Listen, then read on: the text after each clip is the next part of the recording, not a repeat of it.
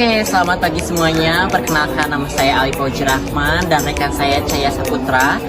Di sini kami sedang mengunjungi salah satu situs, khususnya kami datang untuk mengeksplor, yaitu Museum Situs Karangkamulyan yang berada di Jalan Raya Ciamis Banjar, kilometer 15. Kami di sini akan mengeksplor, kemudian akan melihat bagaimana kondisi dan situasi adanya Museum Situs Karangkamulyan yang ada di wilayah Ciamis. Museum Karangkamulyan ini dengan beragam keunikannya itu ditemukan dari wilayah Karangkamulyan sendiri. Ada yang ditemukan oleh seorang penjaga yang sedang membersihkan di sekitar lingkungan dan menemukan keramik yang tentunya kalau kalian penasaran boleh nanti masuk ke Karangkamulyan. Selamat datang di Museum Karangkamulyan. Oke, selamat datang semuanya. Sekarang saya sudah mulai masuk dan berada di wilayah khususnya di dalam ruangan gitu ya, Museum Situs Karangkamulyan. Untuk yang pertama, ketika kita mulai masuk datang, ini itu adalah mengisi buku tamu gitu. Kalau untuk keperluan observasi, kita bisa melampirkan berbagai surat yang memang menunjang untuk keperluan observasi. Kemudian di sebelah situ juga bisa dilihat ada Smart TV ya, barusan itu nyala tetapi sekarang sedikit mati. Saya coba nyalakan kembali atau mati. Oke, kita lewat lanjut dulu aja gitu ya. Kemudian di sini itu ada penjelasan secara garis besar mengenai situs Karangkamulyan dalam peradaban Sunda. Kemudian kita bisa lihat saja di dalamnya itu menjelaskan bagaimana interpretasi fungsi museum itu sendiri.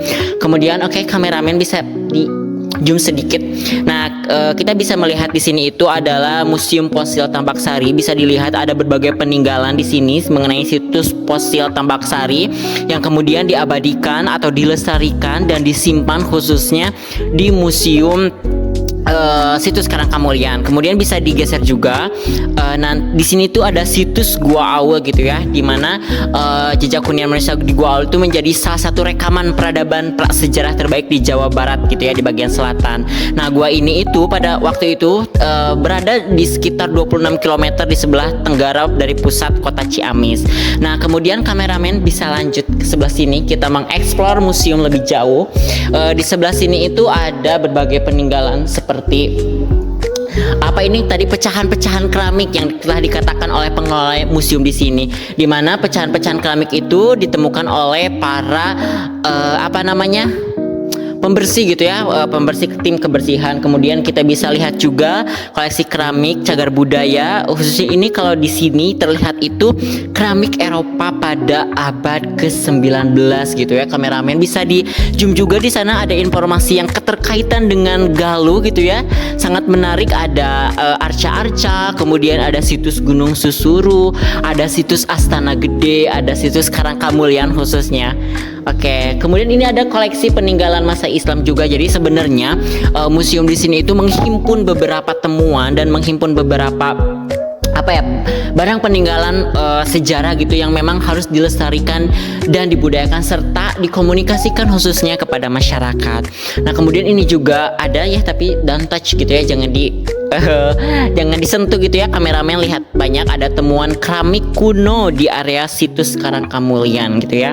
Kemudian bisa berlanjut ke sebelah sini kameramen. Di sini juga ada koleksi batu cagar budaya, batu pipisan dan batu gandek gitu ya. Mungkin nanti untuk lebih lengkapnya akan dijelaskan oleh teman saya. Kalau di sini saya hanya sedikit mengeksplor saja gitu. Ada apa saja sih barang-barang, kemudian fosil-fosil yang ada di Museum Situs Karangkamulyan gitu ya. Oke, mungkin kameramen bisa digeser ke sebelah sana.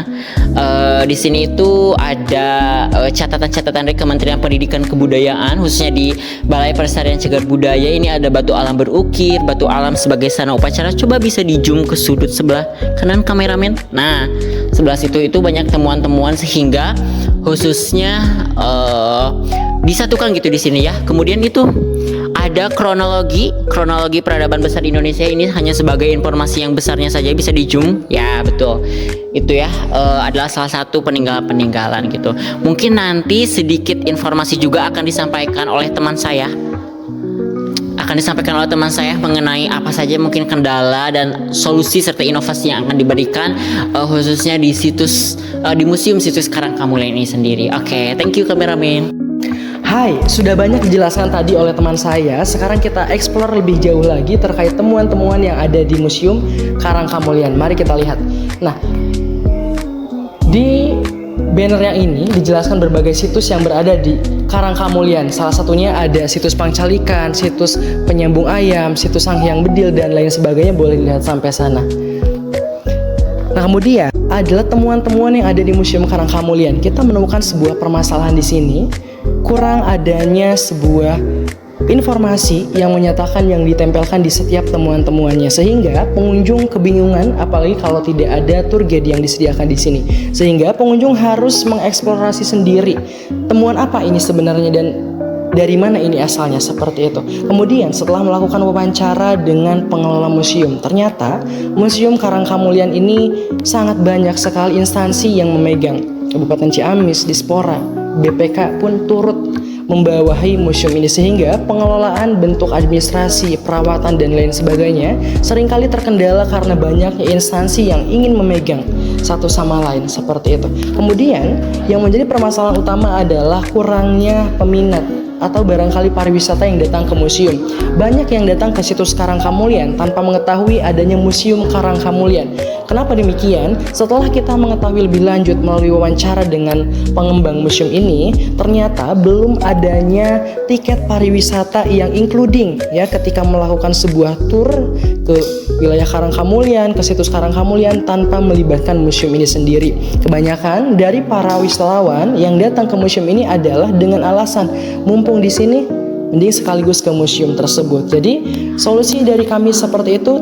Baik, saya Kaila Mustakima. Di sini saya akan menyampaikan mengenai inovasi dari kendala yang telah disampaikan oleh anggota kelompok saya yang lain.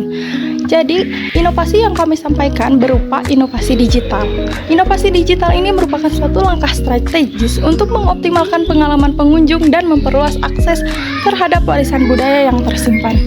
Dengan adanya pengaksesan informasi koleksi situs secara digital, pengunjung dapat mengenal secara mendalam beragam artefak dan cerita-cerita sejarah di dalamnya. Hal tersebut memudahkan pemahaman dan peningkatan daya tarik terhadap museum. Platform digital ini juga berfungsi sebagai sarana edukasi yang interaktif karena membuka peluang bagi pengunjung dari berbagai kalangan dan lokasi untuk belajar lebih jauh mengenai nilai budaya dan sejarah dari Karangkamulian itu sendiri.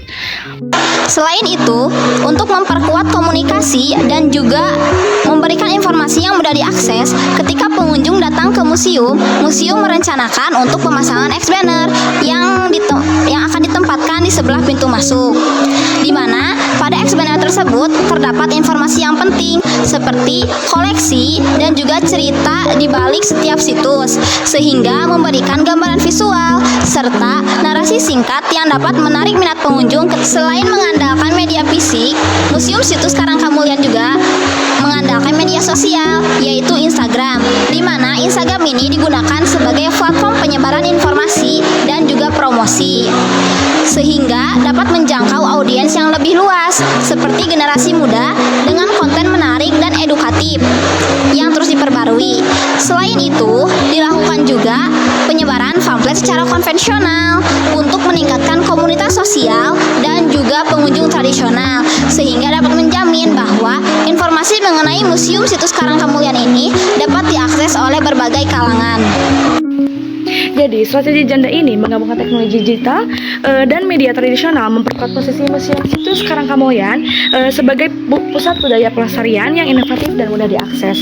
Nah, dengan demikian, museum ini tidak hanya menjadi tempat wisata sejarah gitu ya, tetapi menjadi ruang pembelajaran yang inklusif serta membangkitkan kesadaran dan kecintaan masyarakat gitu ya terhadap kekayaan budaya dan sejarah daerah di Situs Karangkamulyan. Mungkin cukup sekian dan terima kasih.